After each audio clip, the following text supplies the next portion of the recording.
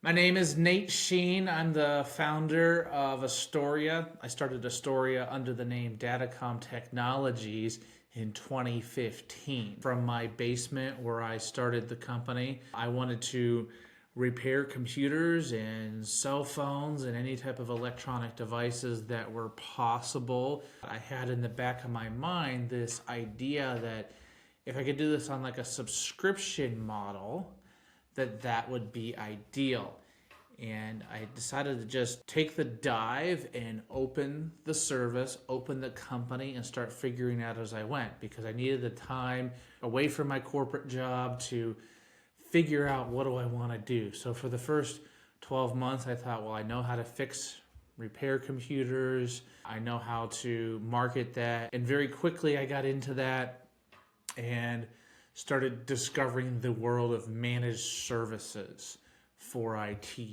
And so in the managed service world, you sign a retainer with a company and you become their in-house IT. Really the win for them was giving them a solid monthly budget on repairs, because some months they might spend $1,000 on something and the next month they might spend $100. It was hard for them to budget, whereas they could pick up the phone and any type of service was really provided on that phone call for the same rate. And that was a huge advantage to them because it really took the stress out of the relationship of how much is this going to cost us.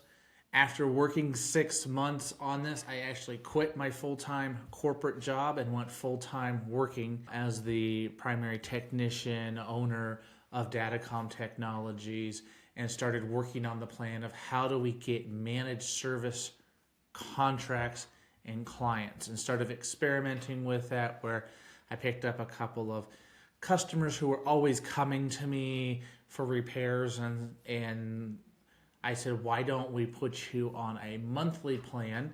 I'll repair everything that you want for a monthly fee, within reason, of course, and started working out what does that guideline look like there. And so eventually led to me talking to some of my vendors in online forums and learning about managed services. And we started with our first real business managed service client about a year later. We actually started really in that business and started signing commercial clients. I wanted it to be easy and I wanted it to be a partnership model with our clients. Where do you want to go? Where do you see yourself in 1, 3, or 5 years? And let's work together to build towards that. We tried opening a little retail store, a little retail kiosk in our local mall just to try it out and see if the repair business would really take off for us. It did not, and I really found that I was not the best one to have a retail location. The hours weren't great for me. I was trying to manage commercial clients as well, and chasing both of those was virtually impossible.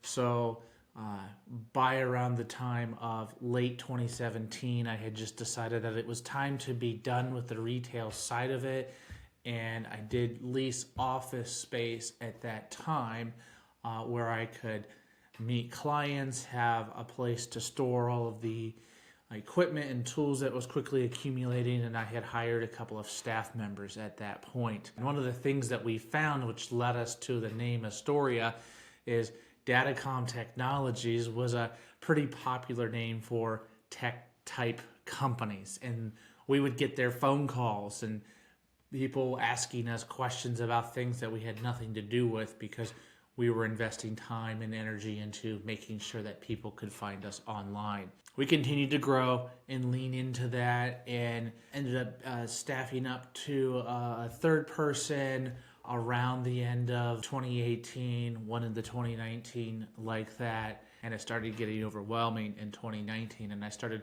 working very quickly to figure out how to add staff and how to cut out services that were really consuming my time that weren't worthwhile. And I started weeding out and saying, I don't want to do computer repair, I don't want to do device repair anymore, and started slowly removing those from there, outside of the ones that we had signed up on our retainer service at that time. We came around to 2020, and we all know that the world ended for everybody at that point. And a lot of things had changed. And kind of the odd thing that happened in the MSP industry at the time was we got really, really busy very quickly because computers and remote access were extremely popular at the time. And I ended up staffing up to 4 staff members, including myself at that time, to kind of take on all of the work that was coming in very quickly at that time. We were working so quickly and billing so much, it was really hard to keep up for those first about 6 months of 2020. And so I found myself with just really myself and an office assistant trying to figure out what was next.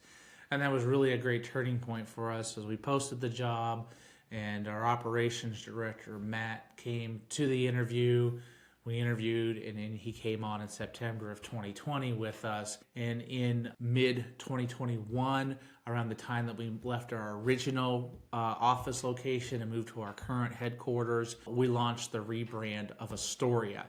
And Astoria means like a hawk. And like a hawk, we aggressively protect our nest in our home, and that includes each one of our clients, from invaders that come in and try to attack our clients and even ourselves on a virtual sense, and just keep them protected from cyber threats. And so we really focused on the branding, launched with a new website and new content, and became the brand that we are today. From that, we have completely leaned into managed services and doing little to no retail computer repair at all with that, to where we have a full help desk of individuals who are there ready to answer phone calls, ready to help you with billing or customer service concerns. And the next big iteration of that was in 2023, we launched our own in-house voice over IP product along with our carrier. I really think looking at not making Nate the operator and also the owner, and knowing that it's a lot to shift through in your mind of being the development person, being the finance person, being the HR person, being the central command and decision making for everybody is not really possible, nor is it healthy. And teaching and coaching on how do we run this operation in a way that one person focuses on operations and one person focuses on development of it. And then also just creating the documentation and the workflows so that we could communicate that out. Because the risk really was of that is it could have just been Nate sells everything and Matt works on everything. But what we had to do was take our collective brain and put it into documentation. So as we celebrate 10 years of Astoria, it's really exciting to see the growth that we've gone through so far, and really excited to see what the next 10 years has to hold for us, because quite pretty neat journey and all of the different paths and places we've gone to the next 10 years. We're going to be implementing more AI tools within the company to make us more efficient, but working to create AI tools and manage AI tools for our clients as they come on. And I really envision that, long term, probably 10 years from this point, we're going to look more like an AI service company than just a IT or cybersecurity service company. And quite likely in 10 years, I won't do these types of videos. I'll probably have an AI bot do it for me. Astoria's vision is to be the most notable MSP brand by uplifting people higher than technology. We want to earn the trust of C-suite executives, and we want to leave a legacy for the next generation. And we really believe that through this vision, we will establish Astoria as the apex provider of innovative technology solutions. It was Matt and myself who developed it. If you had a copy of our values guide, we actually have defined each word line by line in it, so to understand what each word means, so that you can truly understand what we mean by our vision in each one of those steps that we take. So our values at Astoria, there's 4, and that's excellence, empowerment, trust, and legacy. And the number one value that I'm most proud of, that I think about the most, is legacy. Legacy is probably a part of most value system thoughts, but I talk about legacy in a more of a shorter span than just that long-term span. Like, my children are going to work here or own this company one day. I don't know. Maybe they will, maybe they won't. At the time of this, I'm not sure. But I think about the legacy of tomorrow. When we document a process today, or we say that we did something, are we leaving a good legacy for ourselves tomorrow, or the person who comes behind us next week or next month? And I'm most proud of that.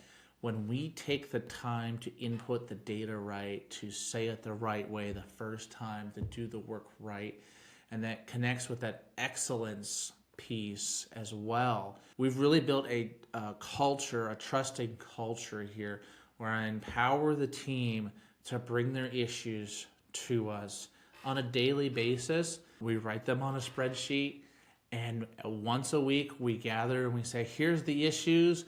So if you can take an hour and work through your issues and have the whole team prioritize those. And the way we do that is if we have 10 issues and we have the whole team vote, and I usually try to keep myself out of the vote unless I have to tie break and say, prioritize it 1, 2, or 3 on this issue. And that's really built a collaborative environment, continuing to focus on being more excellent at what we do, and letting the team be able to talk and give feedback and feel empowered to bring that up without any repercussions really in that. And I'm really proud of that process that we have in place. I think it's really just connects to clients who want and have a similar culture and desire. We can't be a cheap and fast IT company with an excellence value. So if they're looking for cheap, fast, lowest price bidder, that's not the option for us. And sharing that up front. This is what we are. We are excellent. We want you to trust us. We want to leave a good legacy. That's not the lowest bidder IT company that's out there. If it doesn't sound good to you, that's okay. It was very nice to meet you. Let me say, okay, it might be a big bite to get to excellent IT right now. But if you will go on the excellence journey with us, we will get there in time. You don't have to be excellent today to buy the excellent IT company, but if you buy it, your goal is to get you to the excellent place for you. And that's a collaborative conversation. And so looking for companies like that who believe in the vision and values that we have at Astoria.